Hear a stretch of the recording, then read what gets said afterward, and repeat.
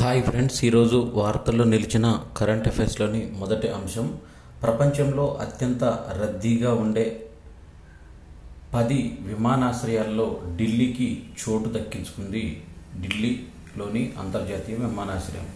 ప్రపంచంలో అత్యంత రద్దీగా ఉండే విమానాశ్రయాలు బిజియెస్ట్ ఎయిర్పోర్టు లిస్టులో 2023లో ఢిల్లీ విమానాశ్రయం చేరింది. ఈ ఢిల్లీ విమానాశ్రయం పేరు ఇందిరాగాంధీ అంతర్జాతీయ విమానాశ్రయం. ఇది 10వ స్థానంలో నిలిచింది, 10th ప్లేస్లో. ఈ జాబితాలో అమెరికాలోని హార్ట్ ఫీల్డ్ జాక్సన్ అట్లాంటా అంతర్జాతీయ విమానాశ్రయం అగ్రస్థానం, అంటే ఫస్ట్ ప్లేస్లో ఉంది. ఇక దుబాయ్, డల్లాస్ విమానాశ్రయాలు, దుబాయ్ విమానాశ్రయం సెకండ్ ప్లేసు, డల్లాస్ విమానాశ్రయం థర్డ్ ప్లేస్లో నిలిచాయి. ఇక ఎయిర్పోర్ట్ కౌన్సిల్ ఇంటర్నేషనల్ వరల్డ్ ఈ విషయాన్ని తెలిపింది ఎవరంటే airport council international ACI world తెలిపింది. 10 అత్యంత రద్దీ విమానాశ్రయాల్లో 5 అమెరికాలోనే ఉన్నాయి. అంతర్జాతీయంగా మొత్తం ప్రయాణికుల సంఖ్య 2023లో సుమారుగా 850 కోట్లుగా ఉందని ఎయిర్పోర్ట్స్ కౌన్సిల్ ఇంటర్నేషనల్ వరల్డ్ అనే ఒక సంస్థ పేర్కొంది. కోవిడ్ పరిణామాల తర్వాత ప్రయాణికుల సంఖ్య 93.8% రికవరీ లభించిందని, 2022తో పోలిస్తే 27.2% వృద్ధి నమోదైందని వెల్లడించింది. ఇక ఢిల్లీ విమానాశ్రయం గురించి చూసినట్టయితే 2023లో ఈ ఢిల్లీ విమానాశ్రయం 7.22 crores మంది పైగా ప్రయాణికులు గమ్యస్థానాలకు చేరారు. 2022లో రద్దీ పరంగా ఈ విమానాశ్రయం అంతర్జాతీయంగా 9th ప్లేస్లో ఉంది. హార్ట్ఫీల్డ్ జాక్సన్ అట్లాంటా అంతర్జాతీయ విమానాశ్రయం గతేడాది 10.46 కోట్ల మందిని వారి గమ్యస్థానాలకు చేర్చింది.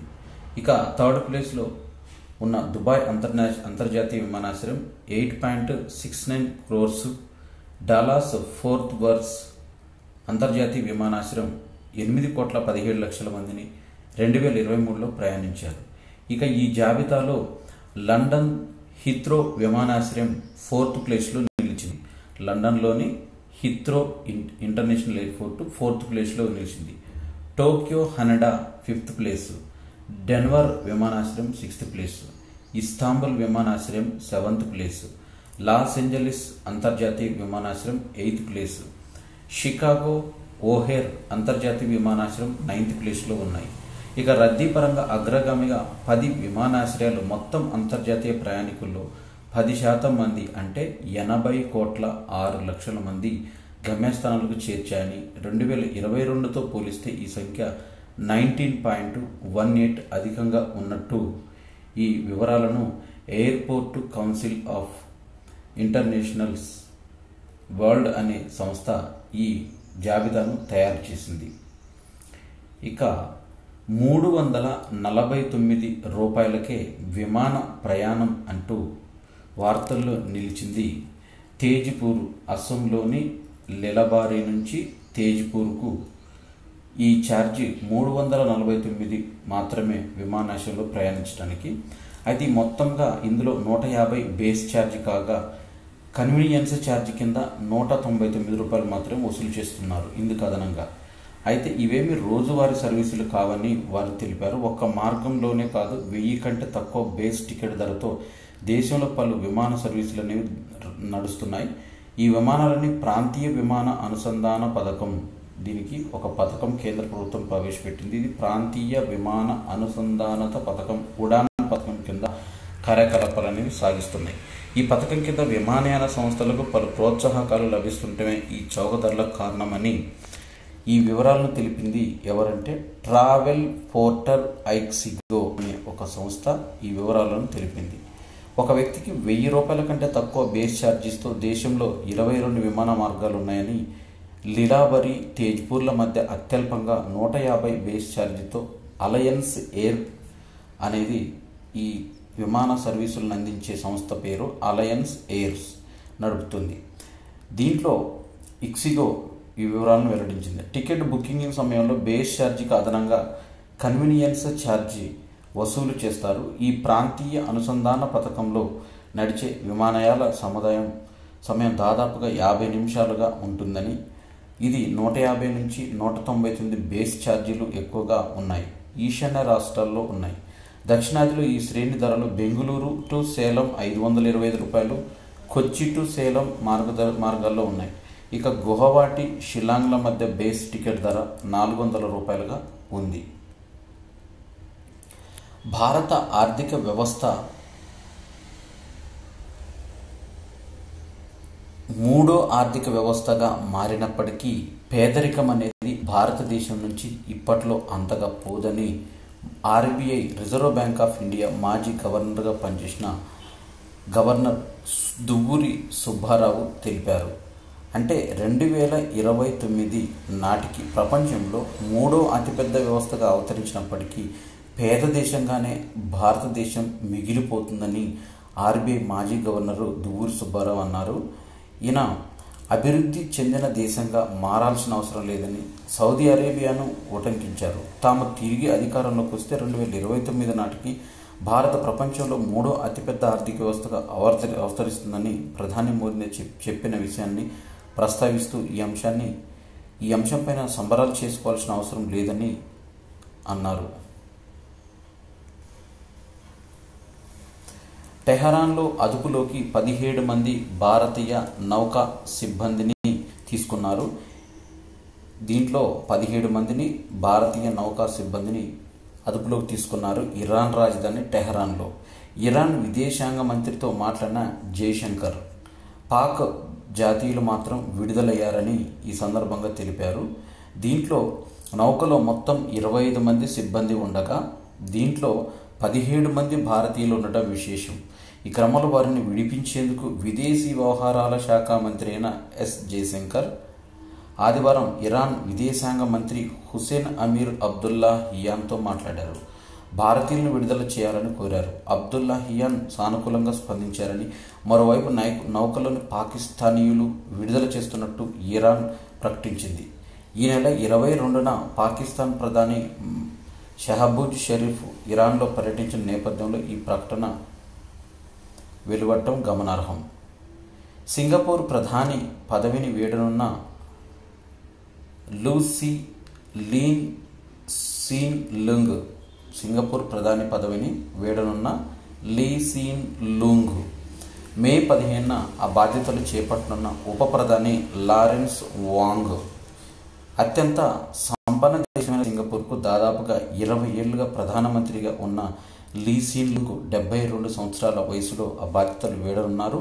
మే 15వ తేదీన పదవి నుంచి దిగిపోతున్నట్లు ఆయన సామాజిక మాధ్యమాలు ప్రకటించారు. ఆ స్థానాన్ని ఉప ప్రధానిగా ఉన్న లారెన్స్ వాంగ్ భర్తీ చేయాలని చూస్తున్నారు. అయితే దేశంలో మూడో ప్రధానిగా లీ సీన్ లూంగ్ 2004 ఆగస్టులో ప్రమాణ స్వీకారం చేశారు. నాయకత్వ మార్పుపైన దీర్ఘకాలికంగా ఉన్న ప్రణాళిక ప్రకారం ఆయన గతంలోనే పదవి వీడాల్సిందే. అయితే కరోనా పరిస్థితుల్లో తదుపరి ప్రధాని ఎంపిక జాప్యం కారణంగా ఈ ఎన్నిక అనేది ఆలస్యంగా ఉంది. తదుపరి సింగపూర్ ప్రధానిగా లారెన్స్ వాంగ్చే ఈ స్థానాన్ని భర్తీ చేయనున్నారు. ఆఫ్ఘనిస్తాన్లో వరదలు సంభవించాయి. ఇది ప్రకృతి వైపరీత్యం వల్ల వచ్చిన ఈ వరదల్లో దాదాపుగా గడిచిన 3 రోజుల్లోనే అక్కడ 33 మంది చనిపోగా 27 మంది గాయపడ్డారు. 600కు పైగా గృహాలు ధ్వంసమయ్యాయి. దాదాపు 200 పశువులు మరణించాయని తాలిబాన్ ప్రభుత్వ ప్రతినిధి ఒకరు తెలిపారు. ఫరా, హెరాత్, జాబుల్, కాందహార్ ప్రాంతాలు తీవ్రంగా నష్టపోయాయని పేర్కొన్నారు.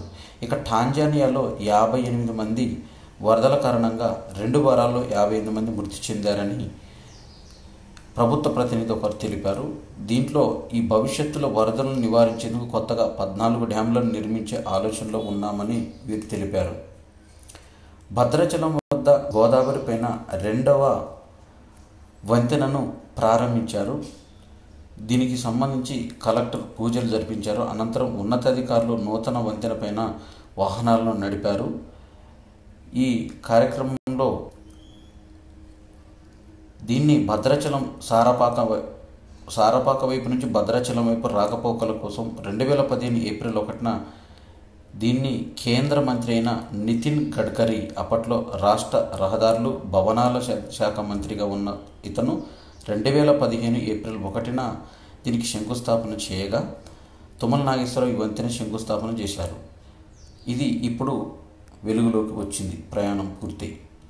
ఇక ఒక కవల సోదరి మండలి వీరు ఎవరెస్ట్ సహా 7 ఖండాల్లో అత్యంత ఎత్తైన శిఖరాలతో పాటు 2 ధృవాలపైన కాలు మోపి అరుదైన అడ్వెంచర్ స్లామ్ను పూర్తి చేసి గిన్నిస్ రికార్డులో చోటు సంపాదించారు.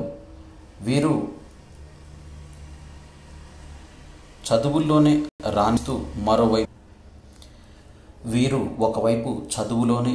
రాణిస్తూ ఇలా అత్యున్నత పర్వతాలను అధిరోహించి రికార్డు సృష్టించారు. వీరు తాసి నోంగ్లీ మాలిక్ ఆ నమ్మకంతో 7 ఖండాల్లో వీరు ఎక్కారు. తాసి నోంగ్లీ మాలిక్లు వీరు ప్రపంచంలోని 7 ఖండాల్లో 7 ఎత్తైన శిఖరాలను ఎక్కి అందరితోనే ఔరా అనిపించారు. ఇక వీరు హర్యానాలోని సోనిపట్లో జన్మించారు. ఆర్మీ అధికారి అయిన తండ్రి కల్నల్ వీరేంద్ర సింగ్ మాలిక్ ఉద్యోగరీత్యా దేశంలో వివిధ ప్రాంతాల్లో చదువుకున్నారు. ఇంటర్లో 90% పైగా మార్కులు సాధించిన ఈ అక్కా చెల్లెళ్ళు బయట ప్రపంచానికి పరిచయం చేయాలని వీరేంద్ర సింగ్ అందుకోసం వారిని ఉత్తరకాశీలోని నెహ్రూ ఇన్స్టిట్యూట్ ఆఫ్ మౌంటైనరింగ్లో శిక్షణ చేర్పించారు. అక్కడ శిక్షణ పూర్తయ్యాక హిమాచల్ ప్రదేశ్లోని రుదుగైరా పర్వతాన్ని ఎక్కారు. ఆ తర్వాత వీరి పరంపర కొనసాగింది.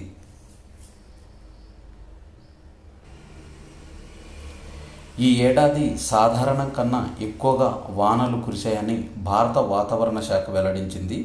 ఈ ఏడాది జూన్ నుంచి సెప్టెంబర్ మధ్యలో సాధారణం కంటే ఎక్కువ వర్షపాతం నమోదయ్యే అవకాశం ఉందని భారత వాతావరణ శాఖ ఇండియన్ మెటీరియలాజికల్ డిపార్ట్మెంటు సోమవారం తెలిపింది. ఆగస్టు టు సెప్టెంబర్ మధ్యలో లానీనా ప్రభావంతో ఎక్కువ మోతాదులో వర్షాలు కురుస్తాయని, దేశంలో దీర్ఘకాలిక సగటు వర్షపాతం 1970 నుంచి 20 మధ్య 87 సెంటీమీటర్లు కాగా ఈ ఏడాది అది 106% అధికంగా అంటే 92 సెంటీమీటర్లు వర్షపాతం నమోదయ్యే అవకాశం ఉందని దశాబ్ద కాలంలో ఇండియన్ మెటీరియలాజికల్ డిపార్ట్మెంటు వార్షిక తొలిదశ అంచనాల్లో సాధారణం కన్నా అధిక వర్షపాతాన్ని ప్రకటించడం ఇదే తొలిసారి కావటము గమనార్హము. అంటే పరిధికి మించి ఎక్కువగా వర్షాలు కురుస్తాయని. ప్రస్తుతం ఎల్నినో ప్రభావం బలహీనపడుతుంది. ఇక నైరుతి ప్రారంభానికి నాటికి వర్షాభావం మరింత తగ్గుముఖం పడుతుందని ఇండియన్ మెటీరియలాజికల్ డిపార్ట్మెంట్ తెలిపింది. సాధారణ వర్షపాతానికి 29%, సాధారణం కంటే ఎక్కువ వర్షపాతానికి 31%, అధిక వర్షపాతానికి 30% అవకాశం ఉన్నట్లు పేర్కొంది. అయోధ్యలో శ్రీరాముడి బాలరాముడికి సూర్యతిలకం అనేది తీసుకొచ్చారు. శ్రీరామనవమి రోజు మధ్యాహ్నం 12 గంటలకు ప్రత్యేక ఏర్పాట్లు చేసిన సిబిఆర్ఐ ఒక సంస్థ. దీంట్లో సూర్యకిరణాలు గర్భగుడిలోని రాముడి విగ్రహం నుదిటిపై బొట్టుల 58 మిల్లీమీటర్ల పరిమాణంలో 5 నిమిషాల పాటు ప్రసరించనున్నాయి. దీంట్లో ఇది సూర్యుడిపైన సూర్యతిలకంగా బాలరాముడి విగ్రహం పైన పడే విధంగా చేశారు. 19 ఏళ్ల పాటు నవమి రోజున వచ్చేలా సూర్యతిలకం 19 ఏళ్ల పాటు శ్రీరామనవమి రోజు శ్రీరాముడి విగ్రహంపై ఏర్పడనుంది. ఇందుకోసం బెంగళూరులో ఇండియన్ ఇన్స్టిట్యూట్ ఆఫ్ ఆస్ట్రోఫిజిక్స్ శాస్త్రవేత్తలు ఈ ఏర్పాట్లను చేశారు. రాజన్న సిరిసిల్ల జిల్లాకు చెందిన నేత కార్మికుడు వెల్ది హరిప్రసాద్ శ్రీరామనవమిని పురస్కరించుకొని సీతమ్మ వారి కళ్యాణ చీరను అందించనున్నారు. భద్రాచలంలో సీతారాముల కళ్యాణాన్ని పురస్కరించుకొని ఏటా చీరను రూపొందిస్తారు. శ్రీరాములు ప్రతిరూపాలు అంచులో చీర మొత్తం శంకు చక్ర నామాలు జై శ్రీరామ్ అని వచ్చే విధంగా 45 మీటర్లున్న పొడవు 48 అడుగుల వెడల్పున్న దీని బరువు 800 గ్రాములు 60,000 ఖర్చయిందని దీనికి సంబంధించి వెల్లడించారు.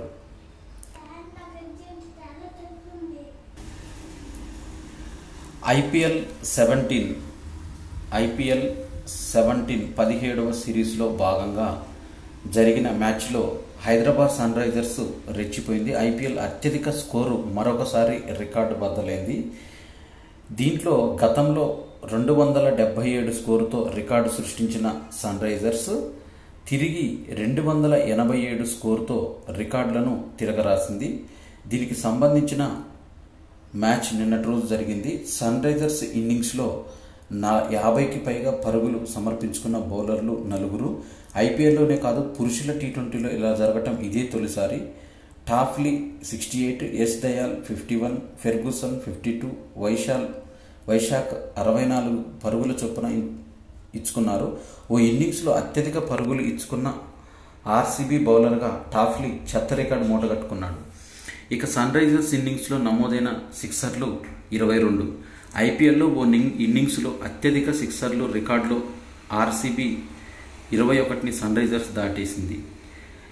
ఈ మ్యాచ్లో 38 సిక్సర్లు నమోదయ్యాయి. ప్రపంచంలో ఓ టీ20లో ఓ మ్యాచ్లో నమోదైన అత్యధిక సిక్సర్లుగా ఇవే. గత రికార్డు 37గా ఉంది, ఇది 38. 2 ఇన్నింగ్స్లో కలిపి ఈ మ్యాచ్లో నమోదైన పరుగులు 549. ఓ టీ20 మ్యాచ్లలో సాధించిన పరుగుల పరంగా ఇదే ప్రపంచ రికార్డు. ఈ సీజన్లో సన్ రైజర్స్ ముంబై మ్యాచ్లో 523 పరుగులు ఉన్నాయి. శతకానికి హెడ్ ఆడిన బంతులు 39. ఐపీఎల్లో సన్ రైజర్స్ తరపున ఇదే వేగవంతమైన సెంచరీ. వార్నర్ 2017లో కోల్కతా నైట్ రైడర్స్ పైన 43 బంతుల్లో రికార్డును హెడ్ తిరగరాశాడు. ఐపీఎల్లో ఇది 4వ వేగవంతమైన సెంచరీ. బెంగళూరుపై సన్ రైజర్స్ స్కోరు ఐపీఎల్ చరిత్రలోనే అత్యధిక స్కోర్ ఇది. 278 3 వికెట్లు. ఈ సీజన్లో ముంబై పైన 277 3 వికెట్ల పరుగులు చేసిన సన్ రైజర్స్ ఇప్పుడు ఆ రికార్డును మెరుగుపరుచుకుంది. ప్రపంచ టీ20లో నేపాల్దే మంగోలియా పైన 314 3 వికెట్లుగా రికార్డుగా ఉంది. డిస్కస్ త్రోలో Lithuania athlete Alec Mykolas Alec, ఇతను డిస్కస్ త్రో ప్లేయర్, నయా రికార్డును సృష్టించాడు. ఓక్లహోమా సిరీస్ టోర్నమెంట్లో డిస్కస్ను 74.35 మీటర్ల దూరం విసిరిన అలెక్న స్వర్ణం గెలుచుకున్నాడు. ఈ క్రమంలో జార్గెన్ స్కట్ జర్మనీ 74.08 మీటర్ల పేరుతో ఉన్న ప్రపంచ రికార్డును ఇతను బద్దలు కొట్టాడు. జార్గెన్ 1986లో ఈ రికార్డు సృష్టించడం విశేషం. 21 ఏళ్ల అలెక్న 2 సార్లు ప్రపంచ అవుట్డోర్ ఛాంపియన్గా నిలిచాడు. 2022లో హంగేరీ ప్రపంచ ఛాంపియన్షిప్లో రజతం గెలుచుకున్నాడు. ఒలింపిక్స్ చరిత్రలో మొట్టమొదటిసారిగా ఈ మెగా క్రీడలను ఆరంభోత్సవ వేడుకలను స్టేడియంలో కాకుండా ఆరుబయట నిర్వహించేందుకు పారిస్ సన్నద్ధమవుతుంది. అవసరమైతే ఒలింపిక్స్ ఆరంభ వేడుకలను మార్చాలని ఫ్రాన్స్ అధ్యక్షుడు ఇమాన్యుయల్ మెక్రాన్ పేర్కొన్నారు. అయితే తీవ్రమైన భద్రతలో హెచ్చరికలు వస్తే స్టాడ్ డి ఫ్రాన్స్ జాతీయ స్టేడియంలో ఈ వేడుకలు నిర్వహిస్తామని తెలిపారు. ఈ కార్యక్రమానికి నదిలో నిర్వహించే కట్టుబడి ఉన్నామని, నదిలో 6 కిలోమీటర్ల దూరం పాటు 10,500 మంది అథ్లెట్లు పడవలో పరేడ్ నిర్వహించనున్నారు. నదికి 2 వైపులా ఉండి జూలై 26న జరిగే ఈ కార్యక్రమం వీక్షించేందుకు మొదట 6 లక్షల మంది ప్రజలను అనుమతించాలని అనుకున్నారు. ఉదా రంగు ట్రాక్ పరుగు పోటీల కోసం ఉపయోగించే ట్రాక్ సాధారణంగా ఇటుక ఎరుపు రంగులో ఉంటుంది. కానీ ప్యారిస్ ఒలింపిక్స్లో మాత్రం ట్రాక్ను ఉదా రంగుతో ఏర్పాటు చేయనున్నారు. ఈ రంగు ట్రాక్ నిర్మించడం ఇదే తొలిసారి. ట్రాక్ విభాగంలో పోటీలకు వేదికైన జాతీయ స్టేడియం స్టాడ్ డి ఫ్రాన్స్లో ఈ ఉదా రంగు ట్రాక్ను ఏర్పాటు చేస్తున్నారు. గత ఒలింపిక్స్ ట్రాక్లో విభాగంలో 3 ప్రపంచ 12 ఒలింపిక్ రికార్డులు బద్దలయ్యాయి. ఈసారి ఈ సంఖ్య పెరిగే ఆస్కారం ఉంది. జ్యోతి ప్రజ్వలన కార్యక్రమాన్ని నేడు జరగనుంది. ఒలింపిక్స్ పుట్టిల్లుగా భావించే గ్రీస్లోని ఒలింపియాలో మంగళవారం ప్యారిస్ ఒలింపిక్స్ జ్యోతి ప్రజ్వలన కార్యక్రమం నిర్వహించనున్నారు. దీన్ని ఘనంగా నిర్వహించేందుకు ఏర్పాట్లు చేస్తున్నారు. ఇక 100 రోజుల కౌంట్ డౌన్ కూడా ప్యారిస్ సిద్ధమవుతుంది. బుధవారం నుంచి క్రీడల ఆరంభోత్సవానికి 100 రోజుల సమయం ఉంది. ఈ క్రీడల నిర్వహణ కోసం ఫ్రాన్స్ దాదాపుగా 79,897 కోట్లు ఖర్చు చేస్తుంది. గత 3 ఒలింపిక్స్లో టోక్యో, రియో, లండన్ కంటే ఇదే అతి తక్కువ. క్యాండిడేట్ చెస్ టోర్నమెంట్ అనేది వరల్డ్ వైజ్గా నిర్వహిస్తున్నారు. ఈ క్యాండిడేట్ చెస్ టోర్నమెంట్లో భారత గ్రాండ్ మాస్టర్ విదిత్ గుజరాతీ సత్తా చాటాడు. 9 రౌండ్లలో అతను 2వ సీడ్ హికారు నకమురా అమెరికా పైన విజయం సాధించాడు. టోర్నీలో విదిత్ ఇంతకు ముందు కూడా నకమురాపై నెగ్గాడు. గుకేష్, ప్రజ్ఞానంద మధ్య గేమ్ డ్రాగా ముగిసింది. లిరెజా ఫ్రాన్స్తో గేమ్ను నెపోమ్నిషియా డ్రా చేసుకున్నాడు. టోర్నీలో మరో 5 రౌండ్లు మిగిలి ఉండగా గుకెస్ నెపోమ్నియాషి రష్యా 5.5 పాయింట్లతో సంయుక్తంగా అగ్రస్థానంలో కొనసాగుతున్నారు. ఈ 5 పాయింట్లతో ప్రజ్ఞానంద 3వ స్థానంలో ఉన్నాడు. విదిత్, నకమురా, కరువానా, అమెరికా 4.5 పాయింట్లతో ఉమ్మడిగా 4వ స్థానంలో నిలిచారు.